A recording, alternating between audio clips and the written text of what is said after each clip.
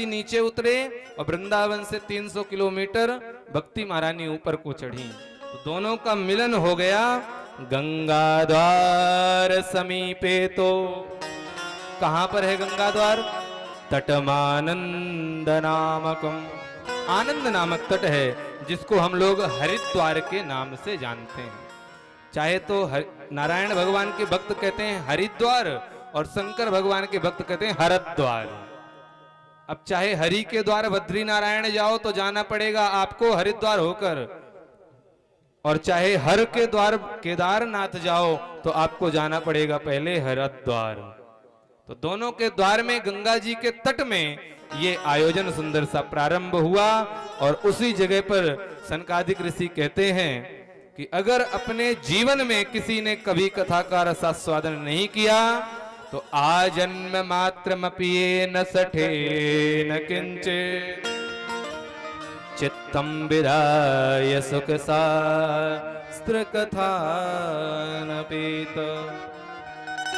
जीवन में अगर किसी ने सुखदेव जी के गाए हुए इस कथन को श्रवण नहीं किया तो फटकार लगाते हैं सनकादिक ऋषि, चांडाल वत्खर वदते ननीतम मिथ्या स्वजन्म जननी जन दोख्यभाज। केवल इस संसार में जन्म ही हुआ उसका, चांडाल है, गधा है, मूर्ख है, और उसका जन्म मिथ्या स्वजन्म जननी, झूठा है, फालतू हो गया, व्यर्थ हो गया उसका जन्म। अपनी माँ को आकर के 9 महीने उसने केवल पेट में दर्द ही दिया है। मिथ्या स्वजन्म जननी जन दुख भाजा, जन्म देने वाली जननी को केवल दुख ही दिया है। तो श्री सनकादिक ऋषि कहते हैं कि सदा सेव्या श्रीमद् भागवती कथा। हमेशा ये भागवत कथा सुनते ही रहो। कथा प्रारंभ हुई ही थी जैसे आज हुई कि इतने में ही घुंघरुओं की आवाज आने लगी और एक सुंदर सी स्त्री प्रकट होकर के ताता थैया करके नाचने लगी। 2 उसके साथ में पुरुष भी नाच रहे हैं। कौन है ये? देखा कि भक्ति सुतौ तौ तरुणो गृहीत्वा प्रेमैक रूपा सहसा विरासे। श्री कृष्ण गोविंद हरे मुरारे नाथेति नामा निमुहुर्वदन्ति। भक्ति महारानी कथा के अंदर नृत्य कर रही हैं।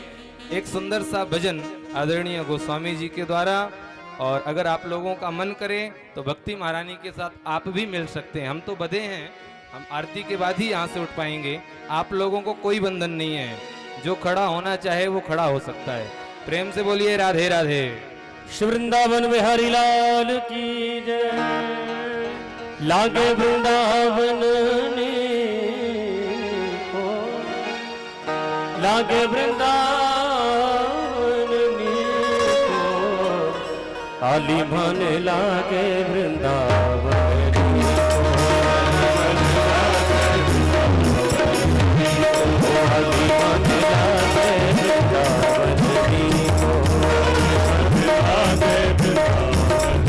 लागे वृंदावन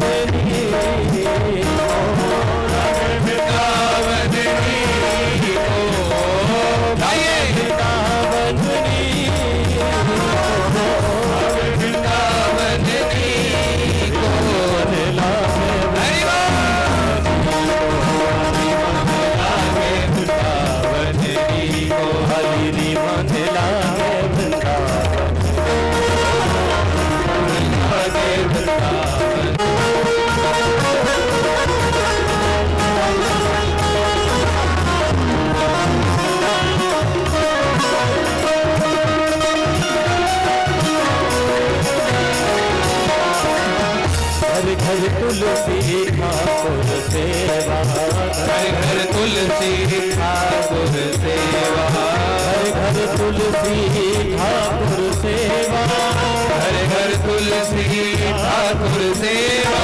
दर्शन गोविंद जी को, दर्शन गोविंद जी को।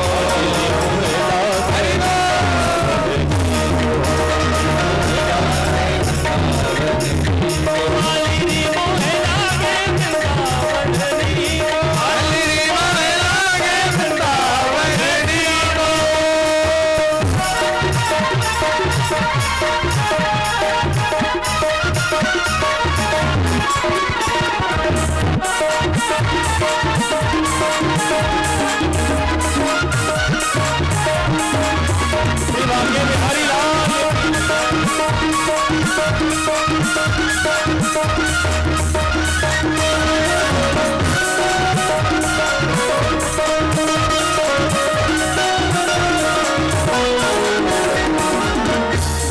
निर्मल नीर बहत यमुना को, निर्मल नीर बहत यमुना को, निर्मल नीर बहत यमुना को, निर्मल नीर बहत यमुना को, बहत यमुना को, बहत यमुना को, बहत यमुना को, बहत यमुना को, निर्मल नीर बहत यमुना को, निर्मल नीर बहत यमुना को, भोजन दूध दही को, भोजन दूध दही को, मन लागे वृंदावन नी को, मन लागे वृंदावन नी, लागे वृंदावन नी को, वृंदावन नी को, लागे वृंदावन नी को, लागे वृंदावन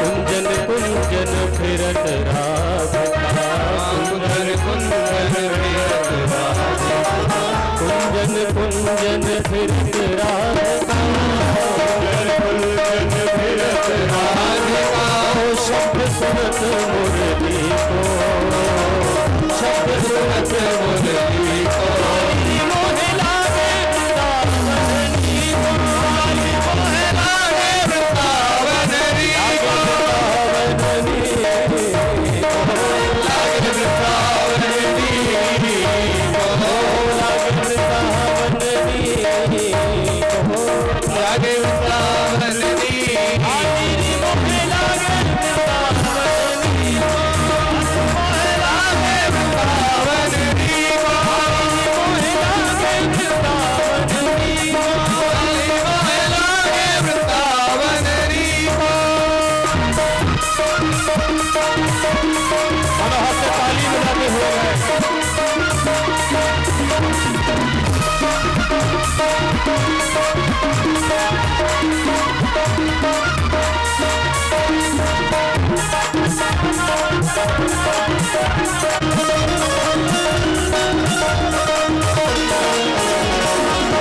मीरा के प्रभु गिरधरनाथ, मीरा के प्रभु गिरधरनागर, गिरधरनाथ नटवरनागर, गिरधरनागर नटवरनागर, गिरधरनाथ नटवरनागर, गिरधरनागर नटवरनागर, भजन बिना नर को, भजन बिना रति को, मोहे लागे वृंदावन नी को, मोहे लागे वृंदावन नी, लागे वृंदावन नी को,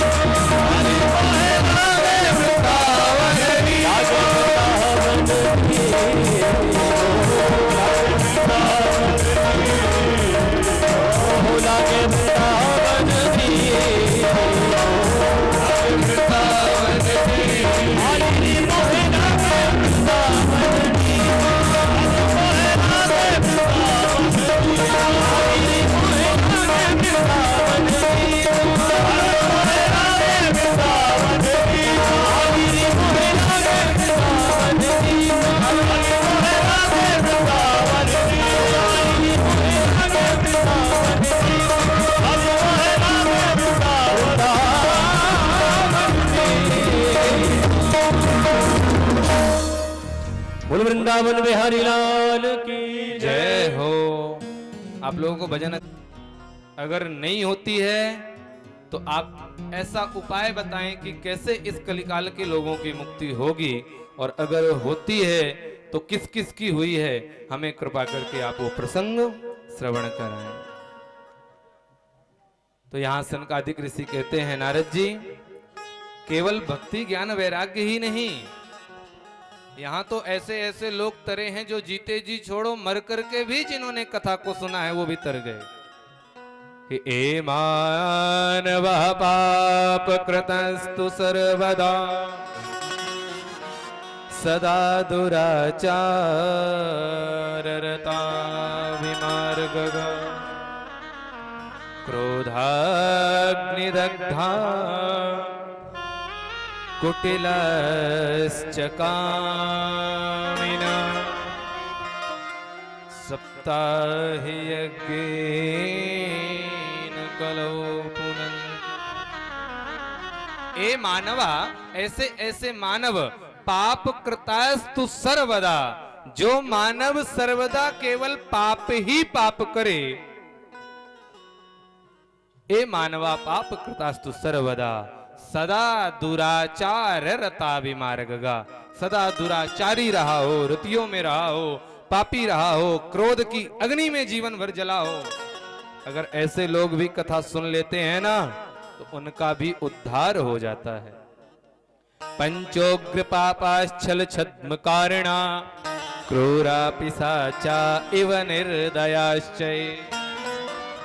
क्रूर हो, पिशाच हो, निर्दयी हो, ब्रह्मस्वपुष्ट व्यभिचार कारिणा सप्ताह यज्ञेन कलो पुनन्ति। व्यभिचारी इत्यादि इत्यादि लोग भी कथा को सुन करके तर जाते हैं। यहां से ये आयोजन हो ही रहा है पितरों के उद्धार के लिए, और 7 या 8 मूल पारायण निरंतर पितरों के उद्धार के लिए चल रहा है। तो जो जो अपने पितरों के मोक्ष के लिए मूल भागवत का पारायण करवा रहे हैं, वो इस प्रसंग को ध्यान से श्रवण करें, कैसे यहां से गए हुए लोगों का भी उद्धार हो जाता है। तो क्या गवाह है, किसका उद्धार हुआ है? तो सनकादिक ऋषि कहते हैं, अत्र ते कीर्तयस्याम इतिहास पुरातना यस्या श्रवण मात्रेण पापहानि प्रजाय। इस कीर्ति का गवाह इतिहास है। अत्र ते कीर्तयस्याम, इतिहासम पुरातना, बहुत पुराना इतिहास है कि कथा को श्रवण करके यस्या श्रवण मात्रेण पाप हानि प्रजायते। तो किसने सुना भाई बताओ?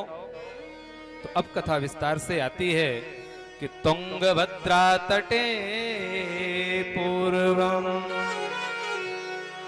उत्पत्तनमुत्तमम्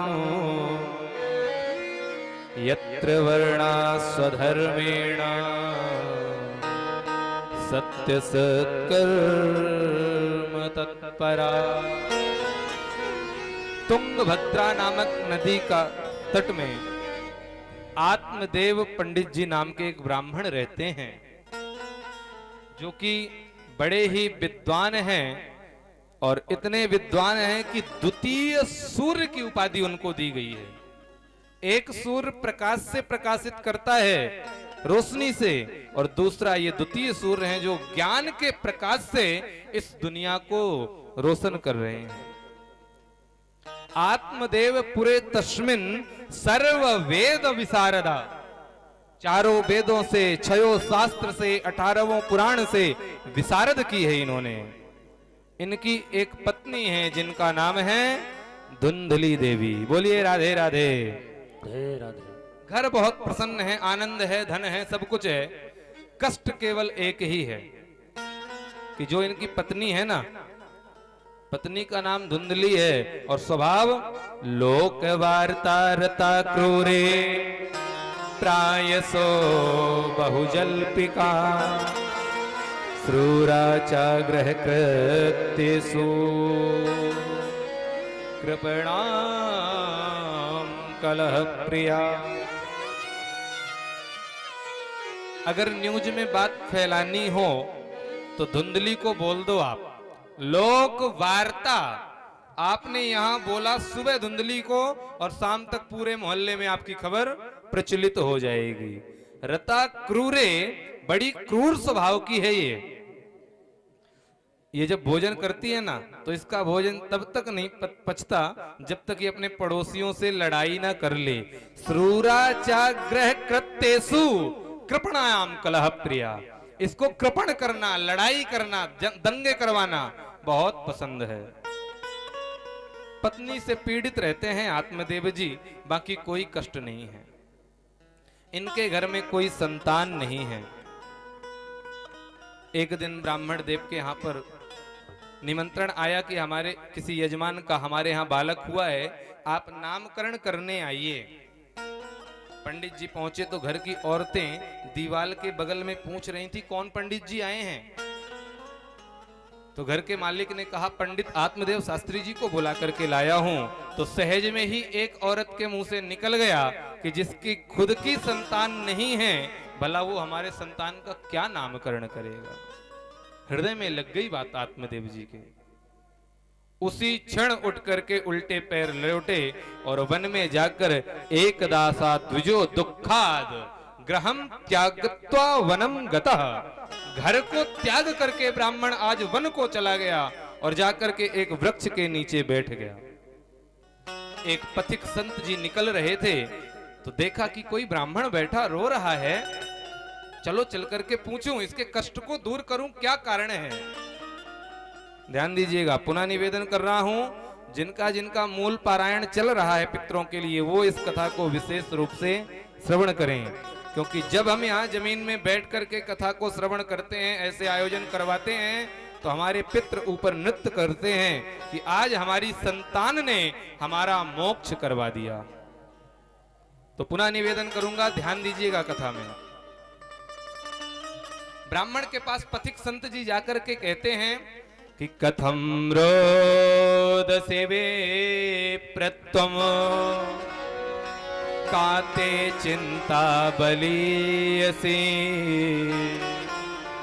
बदत्वं सत्वरं मह्यं स्वस्य दुःखस्य कारणम्। कथम रोदसी, हे ब्राह्मण क्यों रो रहे हो। काते चिंता बलीयसी, कौन सी बलवती चिंता है जो आपको सता रही है।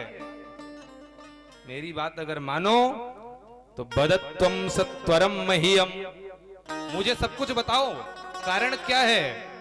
स्वस्य दुःखस्य कारणम, आपके दुख का क्यों इतना परेशान हो। तो ब्राह्मण कहते हैं किम ब्रवीमे ऋषे दुःखम पूर्व पापे न संचितम। कहते हैं ना कि पुराने जन्म का कुछ निकल रहा होगा, तो ब्राह्मण ने भी कह दिया किम ब्रमी में ऋषे, हे ऋषि जी मैं क्या दुख बताऊं अपना, कोई ना कोई पूर्व जन्म का पाप होगा वो निकल रहा है, कोई नहीं आप जाओ अपने रास्ते। संत जी ने कहा नहीं नहीं नहीं, बताओ कारण क्या है, क्यों रो रहे हो। तो ब्राह्मण ने कहा महाराज हमारे रोने का कारण है हमारे घर में पुत्र नहीं है। एक अनार का वृक्ष लगा है उसमें आज तक फल नहीं लगा। एक गाय है जब से आई है तब से बांझ ही है, आज तक उसने बच्चा नहीं दिया। तो संत जी ने कहा ये है आपका कारण। मैं तो समझा था कि आप संसार से निकलने के लिए रो रहे हैं, पर आप तो संसार में फंसने के लिए रो रहे हो। अरे क्या मालूम तुमको कि तुम्हारे संतान हो जाएगी तो आगे चल करके वो तुमको सुख ही देगी। राजा खड़वांग का नाम सुना है। उसके पुत्रों ने क्या उनको सुख दिया। महाराज सगर का नाम सुना है। गंगा सागर तो आपने नाम सुना ही होगा ना। महाराज सगर के 60,000 बेटे थे। कितने? 60,000। 60,000 बेटों में से क्या वो अपने बच्चों का सुख पाया? नहीं। तो फिर क्या भरोसा है कि तुमको भी तुम्हारे बेटे से सुख मिल ही जाएगा। हे ब्राह्मण, ये फालतू के चक्करों को छोड़ो और जाओ जाकर के भजन करो। तो ब्राह्मण ने कह दिया महाराज सुनो, आपकी तरह प्रवचन करना मुझे भी आता है, मैं भी ऐसे प्रवचन ही करता हूं, मैं भी वेद वेदांत जानता हूं, भागवत करता हूं। आप क्या जानो। अकेला राजा अगर राज्य में बैठेगा, प्रजा नहीं होगी, तो राज्य का क्या मतलब। और आप बाबा बैरागी लोग छोटे छोटे बच्चों का सुख जानो क्या। बालक होगा गोद में खिलाएंगे, थोड़ा बड़ा होगा तो उसके पैरों में पायल बांध देंगे, रुंझुन करके घर में घूमेगा, सब लिखा है भागवत में। आप तो बैरागी ठहरे। हमें महाराज अगर पुत्र दे सकते हो तो ठीक है, नहीं कोई बात नहीं। तो संत के मुंह से निकल गया, हे ब्राह्मण तुम इस जन्म की बात कर रहे हो, मैं मस्तक की रेखा पढ़ करके कहता हूं कि सप्त जन्मावधि तवा पुत्रो नैव च नैव च, 7 जन्म तक तुम्हारे कोई पुत्र नहीं है। इतना कहा तो ब्राह्मण ने जोर से सर पटक दिया जमीन में। संत जी कहते ठहरो ब्राह्मण, क्या कर रहे हो, मरोगे क्या? बोले मरने तो मैं वैसे ही आया था घर से, लेकिन 1 जन्म का कष्ट था मेरे अंदर, आपने उसको 7 गुना बढ़ा दिया, कम नहीं किया। अब आप संत हो और संत के वचनों को भगवान को सिद्ध करना पड़ता है, तो अब तो या हमें बालक दो, नहीं तो अपने सामने ब्राह्मण हत्या मोल लो। संत फंस गए चक्कर में, न लेना एक न देना दो, जा रहे थे अच्छे खासे, इस ब्राह्मण के ब्रह्मजाल में फंस गए। अब या तो इसको बालक दो, और बालक नहीं देते हो तो सामने मरेगा ब्राह्मण, तो ब्रह्म हत्या चढ़ेगी। तो ब्राह्मण ने अपने थैले में हाथ, संत ने थैले में हाथ डाला और सुंदर सा फल लेकर के दिया और कहा जाओ इस फल को अपनी पत्नी को खिला देना, और इदम भक्षय पत्न्यात्वम दानवेक भक्तम तु भोजनम। जाओ अपनी पत्नी को ये खिला देना, वो दान करे, दया करे, सत्य बोले, शुद्धि से रहे। तो सत्यम शौचम दया दानम तो दीन पुत्रोति निर्मलः। निर्मल बाबा का आशीर्वाद है कि सुंदर सा बेटा आपके यहाँ जन्म लेगा। बोलिए राधे राधे राधे राधे। संत के वचनों पर विश्वास करके ब्राह्मण वो फल लेकर के दौड़े दौड़े गए और घर में जाकर चिल्लाने लगे, अरे देवी सुनती हो? तो पत्नी धुंधली कहती है, ऐसा चिल्ला रहे हैं जैसे 9 लखा हार लेकर के आए हो। हाँ बोलो क्या है? बोलने लगे, अरे देखो ये सुंदर सा फल दिया है किसी संत ने, इसको खा लो तो अपने घर में भी बेटा होगा। धुंधली कहने लगी, ज्यादा बाबाओं के चक्कर में मत पड़ो, बहुत सारे बहरूपिया घूम रहे हैं, साधुओं के भेष में आकर के कोई तुमको ठगना चाह रहा होगा, फेंक दो ये फल। अरे बोले संत ने दिया है आशीर्वाद स्वरूप में, कहा है पत्नी को खिलाना तो बच्चा होगा। अब शब्दों में ध्यान दीजिए, संत ने क्या कहा था? पत्नी को खिला देना, और यहाँ पर ब्राह्मण ने आकर पत्नी के हाथ में दे दिया। जीवन के सबसे बड़ी त्रुटि कर दी। यहाँ पर फल को लिया हाथ में और लेकर के अहो चिंता ममोत्पन्ना, अच्छी खासी धुंधली को चिंता सताने लग गई। पता नहीं किसने, ब्राह्मण ने, किस बाबा ने इनको फल दे दिया। मन में सोचा होगा ब्राह्मण के बहुत सारा धन है, तो इस फल में जहर डाल के दे दूं, खाएगा मर जाएगा पत्नी के साथ, तो सारा धन लूट लूंगा मैं। अनेक प्रकार की बुद्धि कुतर्क करने लगी।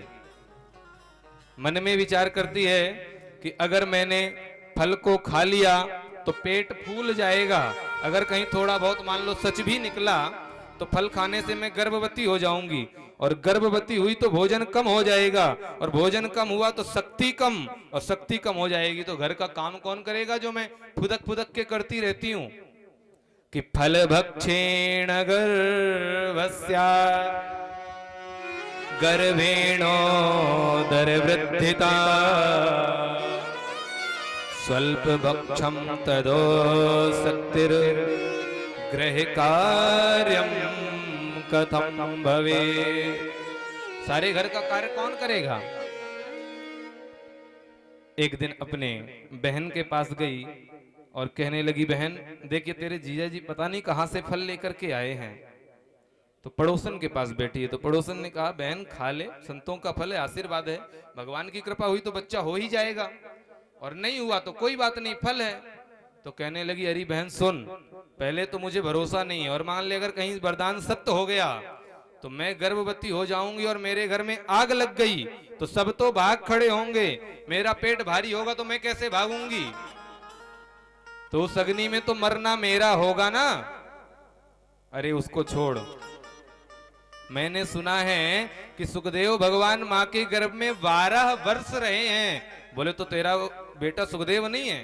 बोले अगर ये 9 की जगह 12 महीने भी रह गया तो मैं तो मर जाऊंगी। ऐसे ही ऐसे विचार करके कहने लगी। तो बहन पड़ोसन ने कहा कि तेरे को जो ठीक लगे तू वो कर, मैं तो थक गई। तो अब कहती है कि बंधवा विधवा नारी सुखने चेत में मती लालने पालने दुखम प्रसूतायाश्च वर्तते। ये बच्चा अगर हो भी गया तो लालन पालन, उनकी सफाई, प्रसूता याचे, दुख है ये सब। लालने पालने दुखम, प्रसूति औरतों का दुख है। अरे मेरी नजर में तो बांधवा, या तो बांझ हो या विधवा नारी या विधवा हो, हमारी नजर से तो ये ही सुखी हैं। ऐसे ऐसे कुतर्क करके धुंधली ने कहा तो पड़ोसन ने कहा ये रहा तेरा फल, तेरे को जो मन हो वो करना। तो आज अपनी भगनी बहन के पास जाकर कहती है, तो बहन ने बहुत सुंदर उपाय बताया। बहन, तेरे पास बेटा नहीं है और मेरे पास धन नहीं है। तेरे पास धन बहुत है तो एक काम करते हैं, तू इस फल को किसी गाय को खिला दे। अगर सत्य फल हुआ तो गाय बच्चा देगी और झूठा हुआ तो झूठा तो है ही। और अगर तू अपने पति को बोल दे कि मैंने फल को खा लिया है, फल को खा करके और झूठ बोलने लगना कि मैं गर्भवती हो गई। जिस दिन बेटा होगा ना, मेरा ये 7वां बेटा जन्म लेने वाला है, जिस दिन मेरा बेटा होगा उस दिन मैं तेरे को बेटा दे दूंगी। तू मेरे को कुछ धन दे देना तो मैं अपने पति का मुंह बंद कर दूंगी और अपने पति के सामने तू जाके दिखा देना कि मेरे घर में बेटा हुआ है। बोलिए राधे राधे।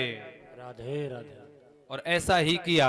ब्राह्मण, भोले ब्राह्मण को बहलाती रही कि अब मैं गर्भवती हो गई, 2 महीने, 4 महीने, 6 महीने। और जिस दिन बेटा जन्म लिया तो रातों रात विनिमय कर लिया, बेटा ले लिया और धन उसको दे दिया और ले जाकर के पति देव को दिखा दिया, देखो महाराज आपके घर में सुंदर से बेटे ने जन्म लिया है। ब्राह्मण तो बहुत प्रसन्न हो गए और बड़ा ही सुंदर दिव्य उत्सव मनाने लगे। गीत वाद्य त्रयो घोषा, 3 महीने तक उत्सव गीत वाद्यों का चला। तो जिस गाय को फल खिलाया था ना, ठीक 3 महीने बाद उस गाय के भी एक मनुष्य की तरह पुत्र ने जन्म ले लिया। अरे अब तो पूरे शहर में सराहना होने लगी ब्राह्मण की कि जब भगवान देता है तो छप्पड़ फाड़ के देता है। अभी तो एक भी बेटा नहीं था, अब तो गाय ने भी बच्चे देना प्रारंभ कर दिया। बोलिए राधे राधे। राधे राधे। बेटे को देखा, सर्वांग सुंदरम दिव्यम निर्मलम कनक प्रभम। बहुत सुंदर शरीर है सोने के समान, लेकिन जो कान हैं वो गाय की तरह हैं। तो गोकर्ण जी को गोद में लेकर कहने लगे कि इसके कान गाय की तरह हैं, इसलिए इस बेटे का नाम गोकर्ण रखते हैं। और बड़े बेटे को उठाकर नाम रखना ही चाहते थे कि सामने धुंधली आ गई। वाह महाराज, 9 महीने कष्ट मैंने झेला, अब नाम रखने का बारी आई तो आप आगे आ गए। अरे तो भाग्यवान तू ही रख ले नाम, क्या नाम रखना है। धुंधली कहती है मेरा नाम धुंधली है तो मेरे बेटे का नाम धुंधकारी होगा। बोलिए राधे राधे। राधे राधे। दोनों धीरे धीरे बड़े होने लगे कि यत् कालेन तौ जातौ तरुणौ तनया बुभौ गोकर्णः पंडितो ज्ञानी धुंधकारी महाखला। दोनों बड़े होने लगे तो गोकर्ण जी हो गए विद्वान, तो ले जाकर के उनको छोड़ दिया किसी विद्यालय में पढ़ने के लिए। और धुंधकारी की ये स्थिति हो गई कि जिस गली से निकलता है उस गली के दरवाजे बंद हो जाते हैं। गेट बंद करो, धुंधकारी आया। क्यों? बोले छोटे छोटे बच्चों की उंगली पकड़ के ले जाता है और कहता है तुमने कभी अपनी फोटो देखी है? कहते हैं नहीं। बोला चलो मैं फोटो दिखाता हूँ। और कुएं में कहता है कि इसमें झांको, तुम्हारी परछाई दिखेगी। और छोटे छोटे बच्चे जैसे ही देखने लगते हैं तो उनको पीछे से धक्का देकर के कुएं में गिरा देता है। सूरदासों का हाथ पकड़ेगा, चलो मैं आपको मार्ग पार करवा दूं, और ले जाकर के मतवाले हाथियों के नीचे दबा देता है। ऐसे ऐसे निकृष्ट कार्य करने लग गया। तो जिन आत्मदेव की महानता गाई जाने लगी थी, आज उनका नाम बदनाम होने लगा कि अरे ये तो धुंधकारी का बाप जा रहा है। एक दिन चिंतित बैठे थे, इसने मेरा नाम खराब कर दिया, पता नहीं क्या क्या खाने पीने लग गया, कैसे कैसे लोगों का संग किया। उदास बैठे थे तो आज गोकर्ण जी महाराज विद्यालय से आए और पिताजी के पास जाकर के बैठे हैं। पिताजी को उपदेश दिया। आप उदास क्यों हैं? सारा वृत्तांत बताया। तो गोकर्ण जी कहते हैं पिताजी अगर आप सोचो कि मैं गृहस्थ जीवन में रह करके प्रसन्न हो सकता हूं, तो न चेन्द्रस्य सुखम किंचन न सुखम चक्रवर्तिना सुखमस्ति विरक्तस्य मुनिरेकांत जीवना। नचेंद्र, अगर आप सोचो कि सुखी है कोई, तो इंद्र को भी सुख नहीं है। नचेंद्र से सुखम किंचन, मतलब जरा सा भी सुख नहीं है। न सुखम चक्रवर्ती, चक्रवर्ती सम्राट राजा भी सुखी नहीं है। दीन कहे धनवान सुखी, धनवान कहे सुख राज को भारी, राज कहे महाराज सुखी, महाराज कहे सुख इंद्र को भारी। अपने से ऊंचे वाले को सब सुखी बताते हैं, पर वास्तव में उसके पास जाकर के तो देखो कितना सुखी है। विधायक सोचता है मैं सांसद बन जाऊं, सांसद सोचता है मैं मंत्री बन जाऊं, मंत्री सोचता है मैं प्रधानमंत्री बन जाऊं, लेकिन वास्तव में सुखी कोई भी नहीं है। इंद्र कहे ब्रह्मा सुखी, ब्रह्म कहे सुख चतुरानन को, तुलसीदास विचार करें हरि नाम बिना सब जीव दुखारे। सुख का कारण केवल एक ही है, अगर वास्तव में सुखी रहना है तो गोकर्ण जी ने कहा है सुखमस्ते विरक्तस्या मुनिरेकांत जीवना। एकांत जीवन में चले जाओ, मुनियों के साथ में भगवान का भजन करने लगो, यही सबसे बड़ा सुख है। क्योंकि ये जो संसार है ना, अंधकूपे स्नेह पासो बद्धा पंगुरहम सठा, अंधा कुआ है।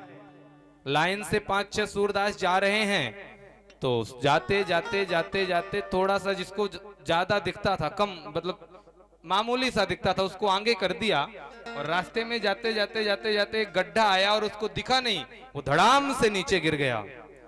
तो बाकी के पीछे सावधान हो गए, रुक जाओ सामने कोई खतरा है। सामने आगे जो था उससे पूछा भैया क्या हुआ, हाथ क्यों छूट गया? तो मन में सोचता जब मैं गिर गया तो इनको क्यों बचाऊं। तो कहता कुछ नहीं थोड़ा सा आराम से उतरना नीचे, मैं तो नीचे आ गया। तो कहता है ठीक है, और धीरे धीरे पग रखता हुआ दूसरा सूरदास भी उस गड्ढे में धड़ाम से नीचे गिर गया। तो दूसरा मन में विचार करने लगा जब उसने मुझे नहीं बताया तो मैं इसको क्यों बताऊंगा। दशा हुई, किसी ने अपना वृत्तांत सुनाया कि 2 मित्र गए थे फिल्म देखने टाकीज में, तो आपस में कोई बात हुई होगी, 2 लोग बैठे थे तो बाजू वाले से कोई बात हुई होगी, तो बाजू वाले से लड़ाई हो गई, तो उसने एक मित्र को जोर का चांटा जड़ दिया गाल में। तो जिसको चांटा पड़ा उसने कह दिया तूने मुझे तो मार दिया, मेरे दोस्त को मार के बता अगर तेरे में ताकत है तो उसने अपने दोस्त को भी एक जोर का खींच दिया। तो दोस्त कहता भी लड़ाई तो तेरी थी, तूने मुझे क्यों मरवाया? बोला बाहर जाके तू ये नहीं बोल के चांटा खा के आया। बोलिए राधे राधे राधे राधे। तो सूरदास मन में विचार करता है कि मैं जब इसने मुझे नहीं बताया तो मैं पीछे वाले को क्यों बताऊं, और अंतते गत्वा जितने भी थे सारे उस अंधे कुएं में गिर गए। तो ये संसार एक अंधा कुआं है, हर कोई एक दूसरे की टांग पकड़ करके खींचना चाहता है। इसलिए पिताजी अगर आपको लगता है कि इस शरीर में ही सुख है तो देहे स्तिमान से रुधिरे भीमतिम त्यजत्वम जाया सुतादिषु सदा ममता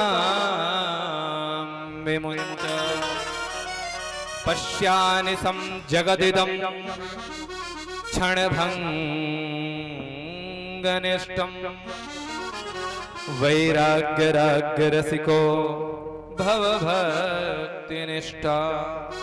ये देह अस्थि मांस रुधिर इनका सुख अगर है तो ये काया की हवेली एक दिन ढह जाएगी, मिट्टी की थी मिट्टी में मिल जाएगी, है ना। ये एक दिन जल करके इसको राख होना है। वास्तविक सुख अगर लेना है तो वैराग्य राग्य रसिको भव भक्ति निष्ठा, भगवान का भजन करो, इसमें ही जीवन का उद्धार है। क्योंकि धन दारा सुत लक्ष्मी पापियों के घर हो, और संत समागम हरि कथा तुलसी दुर्लभ धोए। केवल यही दुर्लभ है संसार में। पिताजी को समझाया और एक दिन पिताजी वन को गए। श्री कृष्ण मापनीयतम दशमस्य पाठात, भागवत जी का पाठ करते करते अपने इस जीवन को भगवान के चरणों में ही समर्पित कर दिया। बोले श्रीमद् भागवत महापुराण की जय। पिता के जाने के बाद माँ को सताने लगा, धन ला जो भी धन है। इधर गोकर्ण जी ने देखा पिताजी तो वन को गए, तो ये भी वन को चले गए, तीर्थ यात्रा करने के लिए निकल गए। बची माँ, तो माँ से कहता है कि मुझे धन दे, अन्यथा क्व वित्तम तिष्ठति ब्रूहि हनिस्से लत्तयाम नश्यते। क्या बोलता है माँ को? जो धन है वो दे दे, नहीं तो मैं तेरे ऊपर पाद प्रहार करूंगा। भागवत में साफ लिखा है, हनिस्से लत्तया, लातों से मारूंगा तेरे को अगर तूने मुझे धन नहीं दिया तो। माँ ने कहा बेटा जो धन था वो तू सब ले गया। मन में विचार करने लगी, इस धूर्त के हाथों मरने से तो अच्छा है मैं अपने से प्राणांत कर लूं। और आधी रात को घर से निकली, अंधे कुएं में जाकर के गिर गई। यहाँ पर माँ का भी प्राणांत हो गया। घर खाली 5-5 गणिकाओं को लेकर के आ गया, रहने लगा। धन खत्म हो गया तो चोरी करना प्रारंभ कर दिया। और चोरी ऐसी चोरी करने लगा कि एक दिन 5 गणिकाओं ने सोचा ये रोज चोरी करता है मेरे लिए, और अगर किसी दिन पकड़ा गया तो अपना भी नाम लेगा, इसलिए आज मोटा धन लेके आया, इसको ले लो और इसको मार करके यहां से निकल जाओ। धुंधकारी आया, धुंधकारी को सोम रस का पान कराया, बिस्तर से हाथ पैर बांध दिए और मुंह में अग्नि भर भर करके उन 5-5 गणिकाओं ने धुंधकारी का प्राणांत कर दिया। बोले श्रीमद् भागवत महापुराण की। भागवत में लिखा है कि ऐसी स्त्रियों पर स्त्रीणाम नैव तु विश्वासम दृष्टानाम करेद बद्धा। ऐसी स्त्रियों पर भूल करके जिंदगी में भी विश्वास नहीं करना चाहिए। इस प्रकार से गोकर्ण जी महाराज को पता चला कि हमारे भाई का प्राणांत हो गया, तो गया जी में श्राद्ध किया और आए घर में वापस। तो धुंधकारी का मोक्ष नहीं हुआ, ध्यान दीजिएगा। धुंधकारी कई प्रकार के स्वरूप बना करके आने लगा, गोकर्ण जी को दिखने लगा, बोल नहीं पा रहा है, गले की तरफ इशारा कर रहा है। तो गोकर्ण जी महाराज ने हाथ में जल लेकर के अभिमंत्रित करके जल मारा, तो वाणी आ गई और बोल पड़ा, अहम भ्राता त्वदीयोऽस्मि धुंधकारीति नामता स्वकीयेनैव दोषेण ब्रह्म तुम नास्त्रितम मया। मैं तुम्हारा भाई धुंधकारी हूं और सुता मैंने ये जो पुण्य किए हैं, ब्रह्मत्व का नाश किया है ना, इस कारण से आज मेरी ये दशा हुई है। तो गोकर्ण जी ने कहा है कि मैंने तो गया श्राद्ध दानम मुक्तिश्चेद उपायो, मैंने तो मुक्ति का उपाय किया, गया पे दान किया गया जी में जाकर। तो धुंधकारी कहता है गया श्राद्ध सते नापी, हम जैसे पापियों के लिए गया जी में एक नहीं 100 श्राद्ध भी कर दोगे ना तो मोक्ष नहीं मिलने वाला है। क्या कष्ट है? सुई जानते हो ना आप, जिससे सिलाई करते हैं तो जिस पे धागा डाला जाता है, इतना सा छिद्र कंठ में होता है, उसी से हवा लेना, उसी से जल ग्रहण करना, भोजन ग्रहण करना और उसी से मलमूत्र त्याग करना। तो हे भैया मुझे बहुत कष्ट है, मेरे इस योनि से मुझे निकाल लो। गया श्राद्ध से मैं नहीं तरूंगा तो कैसे तरेंगे? गोकर्ण जी ने कहा आज रात का समय दो, मुझे विश्राम करने दो, कल प्रातः कालीन ही मैं आपके लिए कुछ उपाय करता हूं। और सभी से पूछा क्या उपाय करना चाहिए, तो जिसको जो समझ में आया वो उपाय बताया, कुछ भी सटीक नहीं बैठा। तो आकर के आज गोकर्ण जी महाराज ने सूर्य की गति रोक दी। इति सूर्य वचा सर वैर धर्म रूपम तो विस्तृतम। सूर्य भगवान ने बताया कि जाओ और जा करके श्रीमद् भागवतान मुक्ति सप्ताहम वाचनम कुरु, भागवत का वाचन करवाओ, उससे उसका मोक्ष हो जाएगा। आज गोकर्ण जी महाराज वापस आए और सुंदर सा मुहूर्त निकाल करके कथा प्रारंभ की तो जोर का हवा का झोंका आता है तो वायु प्रधान धुंधकारी कहता है कान में जाकर गोकर्ण से, मैं कथा नहीं सुन पा रहा हूं, मैं हवा से उड़ जाता हूं। तो सामने सप्त ग्रंथी ये बांस पड़ा था, तो गोकर्ण जी ने कहा जाओ उसमें चले जाओ, और बांस में जाकर के बैठा। तो जैसे ही प्रथम दिन की कथा विश्राम हुई तो प्रथम ग्रंथि विभेदनम, और इसी प्रकार से 7 दिन की कथा विश्राम हुई जब, तो सप्त ग्रंथि विभेदनम एवं सप्त दिनश्चैवा, सप्तम दिवस की कथा विश्राम होते ही जोर की चड़चड़ाटे की आवाज करके बांस फटता है और उस बांस से एक दिव्य आत्मा निकलती है और बहुत सुंदर स्वरूप धारण कर लिया। दिव्य रूप धरो जातस तुलसीदामन मंडिता, पीतवास घन श्यामा मुकुटे कुंडलान्विता। स्वरूप देखने में तो ऐसा लग रहा है मानो पीतवास घन श्यामा, पीतांबर धारण करके स्वयं भगवान ही प्रकट हो गए हैं। और वो धुंधकारी जो प्रेत की योनि में था आज इतने सुंदर स्वरूप में आकर के कहता है कि जिस कथा से आपने मेरा उद्धार कर दिया, धन्यम भागवती वार्ता प्रेत पीड़ा विनाशिनी, सप्ताहोपि तथा धन्या कृष्ण लोक फलम प्रदा। 7 दिन का भागवत का जब मूल पारायण होगा तो यही स्थिति प्रत्येक पितरों के साथ होने वाली है जिनका पाठ चल रहा है। अदृश्य रूप में दिव्य रूप में वो प्रकट होंगे और भागवत की महिमा गाते हुए इस प्रेत पीड़ा को नष्ट करके निकालकर और सप्ताह कथा का वाचन श्रवण करने के बाद कृष्ण लोक फलप्रदा, भगवान के लोक को प्राप्त होंगे, भगवान के चरणों में उनकी मुक्ति हो जाएगी। बोले भक्तवत्सल भगवान की जय। प्रश्न किया कि इस कथाएं और विस्तार से हैं, दोबारा कथा सुनाई तो सारे गांव वालों को उद्धार करवाया गोकर्ण जी महाराज ने। तो नारद जी ने प्रश्न कर दिया कि भागवत इस इतनी परम पुनीत पवित्र कथा सुनने का कोई नियम भी है या ऐसे ही कहीं सुन सकते हैं? तो अब कथा सुना रहे हैं श्री सनकादिक ऋषि कि सारे गांव का उद्धार हुआ जैसे राम जी ने अयोध्या का किया। और अब इस कथा को श्रवण करने का नियम क्या क्या है ये आप लोग भी श्रवण करें। आज से 7 दिनों तक कौन कौन से नियमों के साथ रहना है। भागवत करवाने का प्रथम नियम, विवाहे यादृशम वित्तम तादृशम परिकल्पये। आजकल कथाओं की कीमत बहुत हाई फाई हो गई है। 10 लाख 15 लाख 20 लाख रुपए में भागवत कथाएं होती हैं।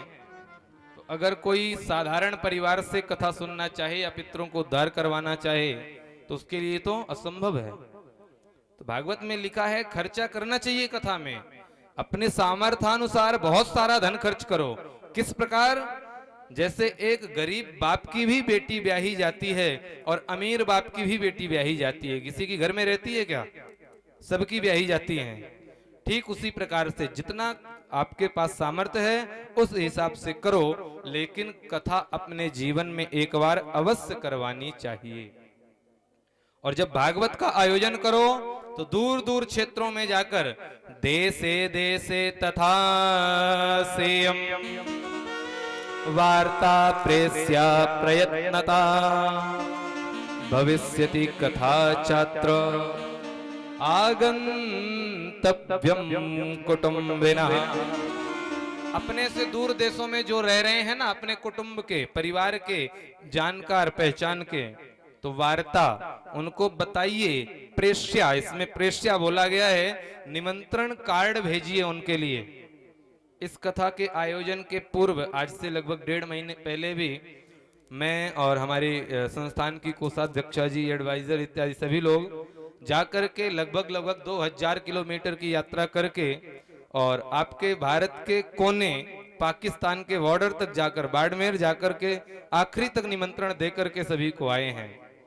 भागवत में लिखा देशे देशे दूर दूर जाकर के तो उस भारत के कोने से, बाड़मेर से आपके पास कई श्रोता आए हुए हैं, बैठे हुए हैं, अपने अपने कार्यों को छोड़कर यहाँ पर आए हैं। एक बार उनके लिए जोरदार तालियां बजा दीजिए।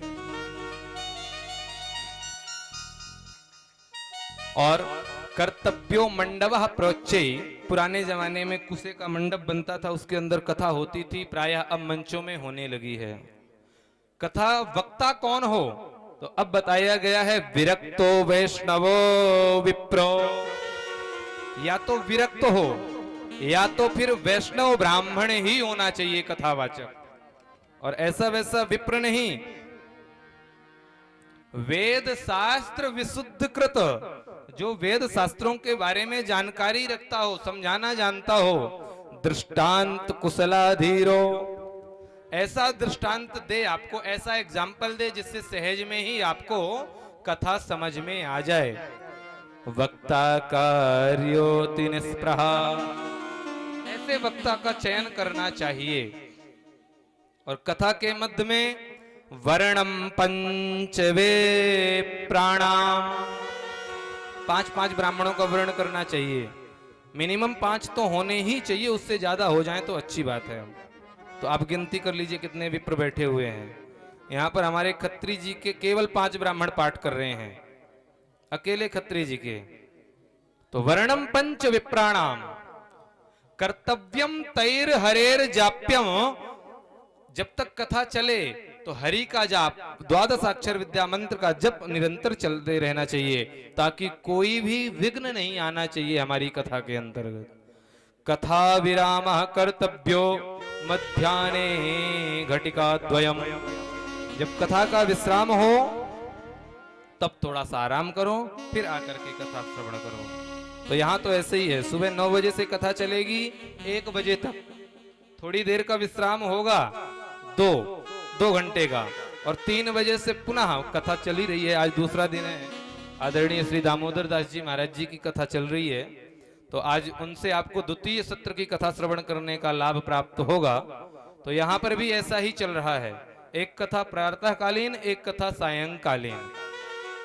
अच्छा, तो महाराज खाना पीना क्या खाना चाहिए, तो कह दिया कि उपवास रख करके निराहार होकर के भोजन करो, कथा श्रवण करो, उसका फल ज्यादा प्राप्त होता है। तो कहने लगे नारद जी, भाई कोई भूखा नहीं रह पाए तो क्या करेगा, 7 दिन तक कौन भूखा रहेगा। तो बोले घृतपानम, वृंदावन मिल्क प्रोडक्ट से घी मंगा करके उसको पियो। तो भाई बोले घी पचाने की शक्ति नहीं, इतनी गर्मी में घी कैसे पचाएंगे। तो कहने लगे पयापानम, दूध पियो। बोले दूध में भी पेट नहीं भरता है। तो बोले एक टाइम व्रत रखो दोपहर को, और सायंकालीन फलाहारेणा, बोले जठराग्नि प्रबल है, शाम को फल खा करके सोएंगे तो रात भर नींद नहीं आती, भूख सताती है बार बार। तो जब ऐसी व्यथा बताने लगे तो भागवत में ही लिखा है, नोपवासः वरः प्रोक्तम कथा विघ्न करो यदि भोजनम तो वरम मन्ये कथा श्रवण कारकम। व्रत करने की कोई आवश्यकता नहीं, अगर जो लोगों के मन में भरा हो ना कि व्रत करके ही भजन पूजन और पाठ और कथा सुननी करनी चाहिए, तो उनके लिए भागवत प्रमाण है। कोई जरूरी नहीं है व्रत के लिए। व्रत इसलिए बताया गया है कि शरीर सुखी हो, बार बार जमुआई नहीं आए आपको, उबासी नहीं लो, शरीर में बैठने में तकलीफ नहीं हो। अगर खाना खाने से प्रॉब्लम होती है तो उपवास रख के कथा सुनो, और अगर भोजन करके आप बैठ करके आराम से कथा सुन सकते हो तो सनकादिक ऋषि कहते हैं हमारी तरफ से 5 टाइम भोजन करो आप, लेकिन कथा सुनो। नीचे नहीं बैठ सकते तो क्या करें, बोले गद्दे लगे हैं लेट के सुनो, लेकिन कान में कथा जानी चाहिए। श्लोकार्ध पदम चतुर्थ पदम, श्लोक का आधा नहीं तो चौथा चरण तो जाना ही जाना चाहिए। किसी भी स्थिति में कथा सुनो। ब्रह्मचर्य से ब्राह्मणों को, वक्ता को और यजमानों को रहना है 7 दिनों तक। इस प्रकार से जन्माष्टमी जन्म उत्सव आता है, रुक्मिणी विवाह आता है, सुदामा चरित्र इत्यादि इत्यादि ये आयोजन आते हैं, इनका उत्सव मनाना चाहिए जैसे बेटी के विवाह में उत्सव मनाते हैं। और जब मन ना लगे तो बीच बीच में कीर्तन कर लेना चाहिए, भजन गा लेना चाहिए भागवत में। बोलिए राधे राधे। तो जैसे ही कीर्तन का नाम लिया तो नारद जी महाराज संगीत के बड़े प्रेमी हैं, अपना वीणा संभाल लिया उन्होंने और सुंदर सी राग छेड़ दी। जो लोग कहते हैं ना कि आजकल कथाओं में संगीत रख रख करके और इसको बर्बाद कर दिया है, उनके लिए भागवत में लिखा है, ध्यान दें, भागवत बिना संगीत की होनी ही नहीं चाहिए, बिना गान तान के। प्रहलाद ताल धारे तरल गति तया, जैसे ही संगीत का नाम लिया तो नारद जी महाराज ने राग छेड़ दी वीणा पर और प्रहलाद जी महाराज प्रकट होकर ताली बजाने लगे। चौद्धव कांसधारी, उद्धव जी महाराज को कांसा बहुत सुंदर बजाना आता है तो वो बजाने लगे। वीणाधारी सुररि से राग करतार जुनो भूत, इंद्र बहुत अच्छे सिंगर हैं, गायक हैं, तो मधुर मधुर स्वर में आलाप भरने लगे, गाने लगे सुंदर सुंदर। इसी बीच में इंद्र से नहीं रहा गया तो इंद्र मृदंग लेकर के प्रकट हो गए। इंद्रोवादीन मृदंगम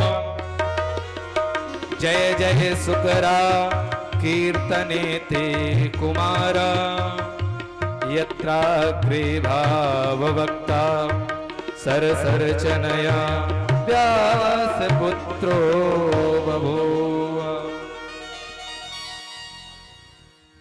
सुंदर सी राग छेड़ दी मालकोस और उसी में सुंदर दिव्य कीर्तन चलने लगा। और इसी कीर्तन के साथ ही आज प्रथम सत्र की कथा विश्राम होगी। इसी के बाद में आरती और सभी लोगों ने उत्साह मनाया भागवत की महात्म की कथा को सुनकर। कल ठीक 9 बजे से कथा प्रारंभ हो जाएगी, तो सभी लोग यहाँ पर 8:45 बजे पहुंचे। 9 बजे के बाद कथा प्रारंभ। तो आइए उस दिव्य कीर्तन, अलौकिक कीर्तन, भव्य कीर्तन में हम लोग भी मिलते हैं और नारद इत्यादि ऋषियों के साथ में मिलकर सभी लोग सुंदर कीर्तन करते हैं। निकुंज में विराजे घनश्याम राधे राधे, निकुंज में विराजे घनश्याम राधे राधे, निकुंज में विराजे घनश्याम राधे राधे, निकुंज में विराजे घनश्याम राधे राधे, निकुंज में विराजे घनश्याम राधे राधे, घनश्याम राधे राधे, घनश्याम राधे राधे, श्याम राधे राधे, घनश्याम राधे राधे, घनश्याम राधे राधे, घनश्याम राधे राधे, श्याम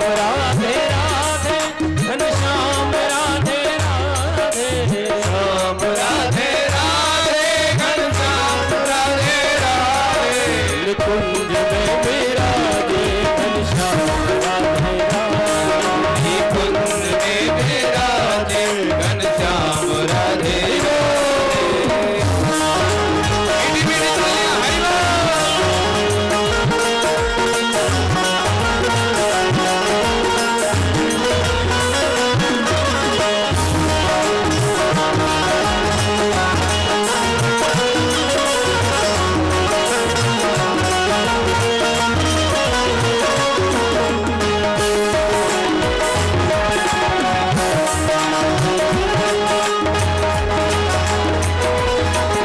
राधे, राधे राधे राधे, घनश्याम राधे राधे, श्री राधे राधे राधे, घनश्याम राधे राधे, राधे राधे राधे, घनश्याम राधे राधे, श्री राधे राधे राधे,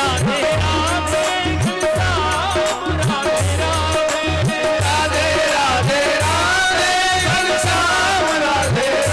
राधे राधे, घनश्याम राधे राधे, राधे राधे राधे,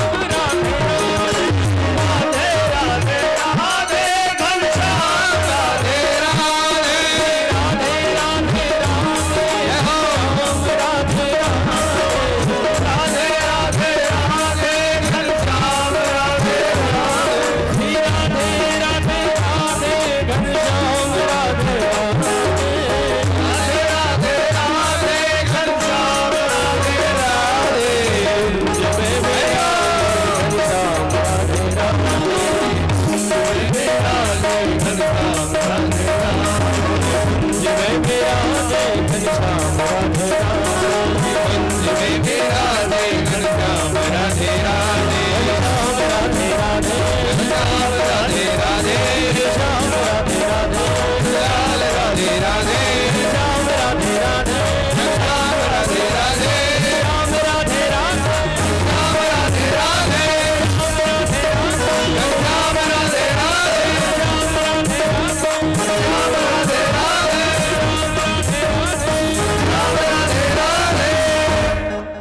बोली श्री वृंदावन बिहारी लाल की जय।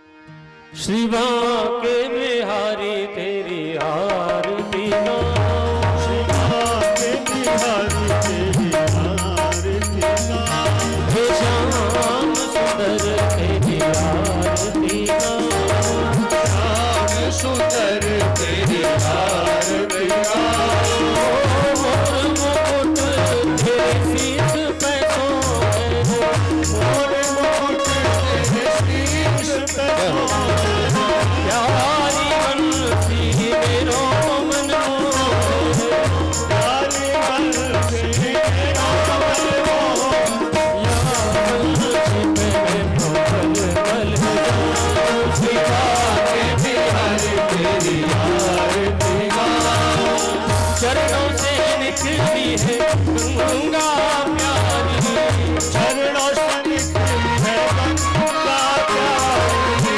जिसने सारी दुनिया तारी, जिसने सारी दुनिया तारी, उन चरणों को मैं शीश झुकाऊं, बांके बिहारी तेरी आरती गाऊं, श्री हरिदास के प्यारे तुम हो, श्री हरिदास के प्यारे तुम हो, मेरे मोहन जीवन धन हो, मेरे मोहन जीवन धन हो, बात सनातन मंगल पाऊं, मेरे बांके बिहारी तेरी आरती गाऊं, बांके बिहारी तेरी आरती बांके बिहारी तेरी आरती गाऊं, हे श्याम सुंदर तेरी आरती श्याम सुंदर तेरी आरती गाऊं, तेरी आरती तेरी आरती गाऊं, तेरी आरती तेरी आरती